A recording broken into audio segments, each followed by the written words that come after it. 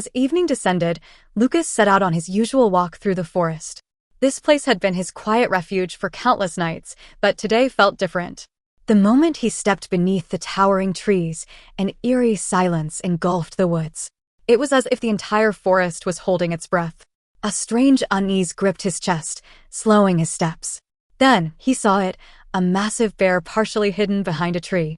But this was no ordinary bear. Its movements were hesitant, its deep eyes filled with an indescribable sorrow. A soft whimper escaped its throat, carrying a plea that Lucas couldn't ignore. Instinct screamed at him to run, yet something deeper held him in place. It wasn't fear that took over, it was curiosity, even sympathy.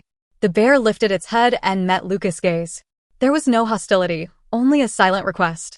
Then, with a slow and deliberate motion, the creature turned and began walking away, glancing back as if urging him to follow. Lucas hesitated. Every rational thought told him to leave, yet the pull of the unknown was stronger. Step by step, he followed. The deeper they ventured, the more the world around them shifted. The forest grew denser, the air heavier. It was as if he were walking into another realm, slipping further from reality. The bear led with quiet determination, never faltering, as though it knew exactly where to go.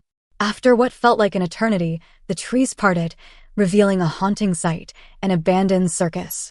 Torn tents flapped in the wind, rusting cages lay scattered like forgotten relics of misery. A thick sorrow hung in the air. The bear stopped before a massive cage, staring at the rusted bars as if lost in memory. Lucas could feel the weight of its past, the pain that lingered in this forsaken place. And then he understood, the bear had once belonged to this circus, forced to perform, tormented and broken. Looking around, Lucas noticed movement inside the remaining cages. Other animals still lingered in this forgotten prison, their bodies frail, their eyes empty. Anger and sorrow surged within him.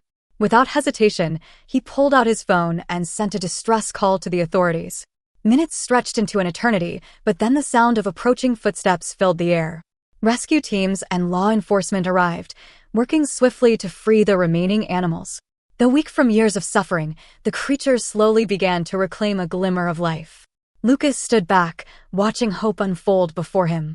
A quiet sense of fulfillment settled in his heart. From a distance, the bear watched too.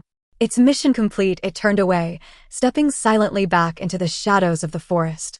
And just like that, it was gone.